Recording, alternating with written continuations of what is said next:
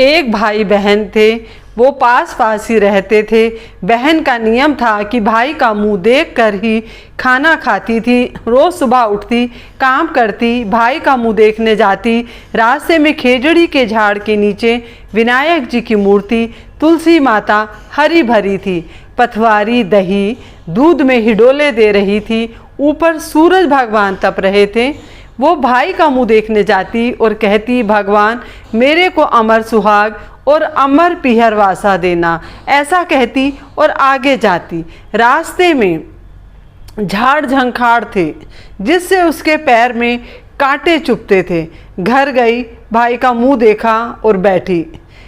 भाभी ने पूछा, बाई जी पैरों में क्या हुआ? तो ननंद बोली, रास्ते में झाड़ के कांटे चुभ गए। ऐसा कहकर वो वापस अपने घर आ गई। भाभी पति को कहने लगी, रास्ता साफ करवाओ, आपकी बहन के पैर में कांटे चुभते हैं। भाई ने कुल्हाड़ी लेके रास्ता साफ किया और सारे झाड़ तोड़ दिए जिसमें विनायक जी की पथवारी का स्थान उठा दिया। भगवान रुष्ट हो गए और उसे वहीं सोता रख दिया। पत्नी रोने लगी। लोग लोकाचार करके ले जाने लगे तो पत्नी बोली, रुक जाओ, अभी मेरी ननंद अपने भाई का मुंह देखने आएगी। उसका नियम है, वो उसको देखे बिना खाना नहीं खाती। लोग बोले, आज और मुंह देख लेगी तो आगे क्या करेगी?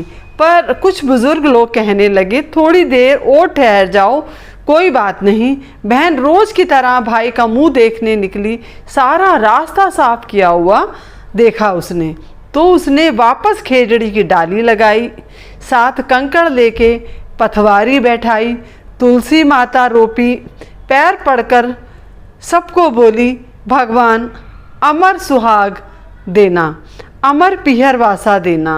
इतना कह के वो आगे चली। विचार करने लगी कि उसकी नहीं सुनी तो अपने को कौन मारेगा। भगवान ने उसे आवाज़ दी, बेटी वापस आकर खेजड़ी की 7 पत्तियां ले जा, जाकर अपने भाई के ऊपर कच्चे दूध में घोलकर छींटे मार देना, वो उठकर बैठ जाएगा। बहन ने सुना तो पीछे मुड़कर देखा, लेकिन पीछे तो कोई भी नहीं था।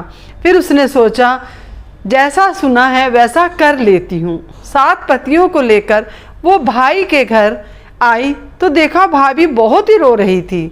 लोग बैठे हैं, भाई की लाश रखी है।